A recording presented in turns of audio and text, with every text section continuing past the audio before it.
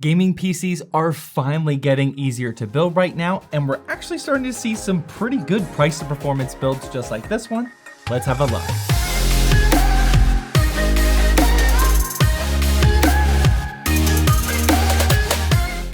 Today's video is sponsored by EVGA Mall, an online key reseller with our favorite Windows 10 Pro keys. If you're looking to remove that nasty Windows 10 unactivated watermark on your latest gaming PC, head on down to the links in the description. Here you'll find a Windows 10 Pro OEM key for under $17, but we want it cheaper than that. Select buy now and enter the discount code ZTT18 for an exclusive 18% off discount, which drops the price down to just $13. Go through the rest of the purchasing options. I'd recommend PayPal, and within a minute or so you'll get your Windows 10 Pro key. Now on your PC, click start and type in activation and press enter, choose change product key, paste in your new key, and bang, Windows 10 is now activated. This is my personal way of activating my PCs. Check out my purchased order history here, so grab a Windows 10 key for yourself with the link in the description using discount code ZTT18. Alright, so jumping straight into this price to performance build, you know I gotta hit you with yet another Ryzen 3 3300X, which I featured multiple times in the last few weeks now. The 3300X, when found at $130 on places like Walmart.com, is just packing so much value, and although it's just 4 cores and 8 threads, these are some seriously high performance and fast cores as they boost up to 4.3 gigahertz right out of the box. You're also getting on the AM4 platform, which means you'll have a very nice upgrade path in the future, and the motherboard that I went with is the Gigabyte B450 DS3H version 2, which I've used several times on the channel already as well. Despite being B450, this version 2 model is Ryzen 3000 compatible as the BIOS is already upgraded, so no need to worry about that. It also has a clean aesthetic for being a budget motherboard, and there's 4 RAM slots, which means we'll be able to upgrade it in the future. Not a bad board for the $43 that I paid for it on a ridiculous Amazon warehouse Prime Day deal, but let's move on to the RAM kit, which was also a pretty solid Prime Day deal. This here is the Patriot Signature 2x8 GB kit that's clocked at 3200 megahertz, and I ended up paying just $68 for this one. This is rocking a clean AF aesthetic, which is exactly how I like it, and shout out to Dr. Deals in our ZTT Discord server for finding this one for a lot of us. Next up, we have the power supply, and this was actually a random $32 deal that I found on Amazon, and it's the 500 watt EVGA 500BQ. The 500BQ is an 80 plus bronze certified unit with semi-modular cables, which are certainly appreciated, and it's also rated tier C on the LTT tier list. Moving on, we get to storage, and this is the PNY CS2130, which is honestly almost always regarded as one of the best price to performance NVMe drives on the entire market. This one drops down to $58 quite often, and since it's rocking really solid 3500 over 3000 megabytes per second read and write speeds with DRAM, this one should honestly be used in more of my build guides, to be honest. And while we're talking about that, this is a great example to quickly highlight the concept of the reason why I'm not making all of my gaming PC builds 100% the most meta optimized.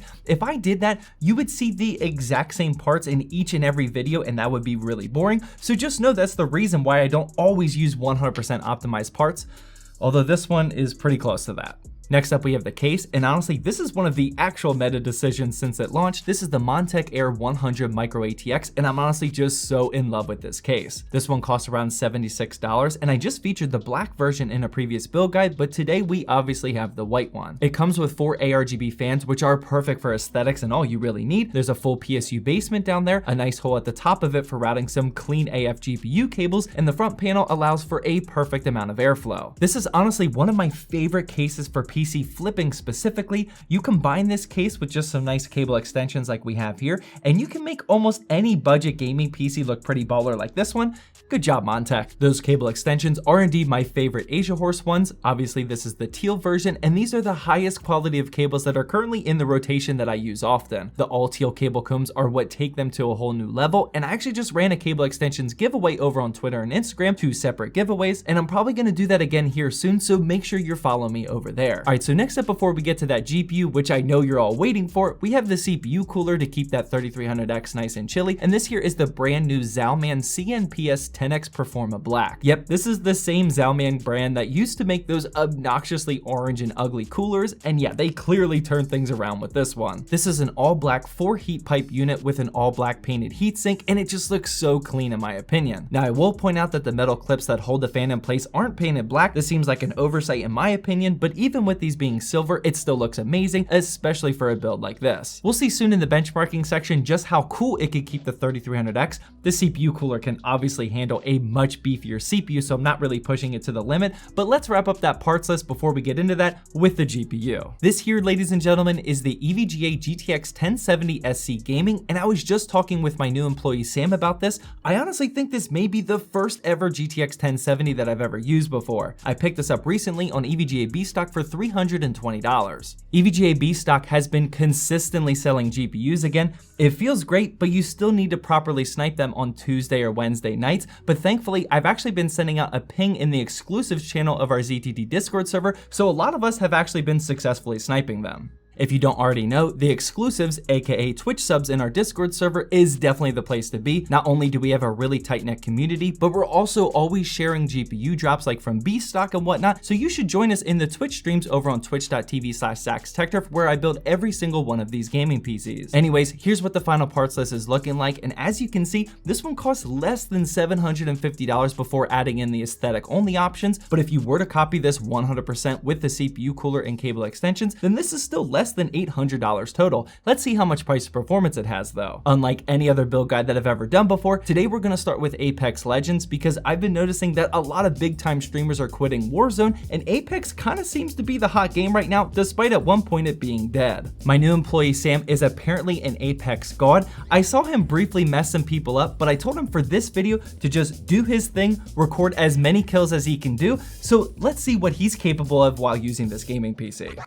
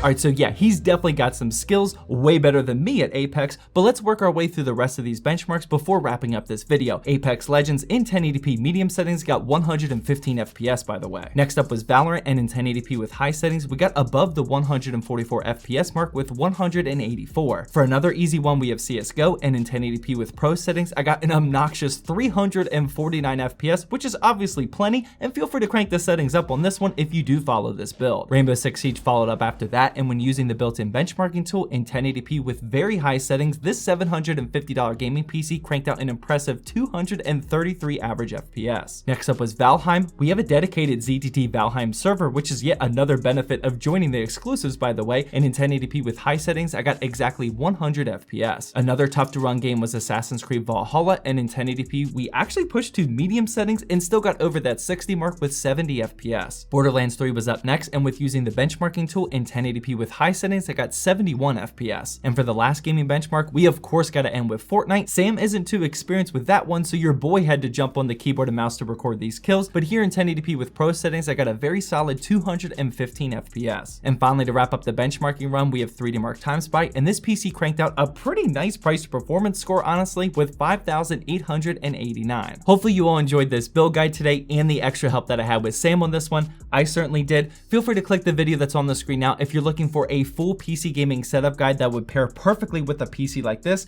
But just like always, I hope you enjoyed this video.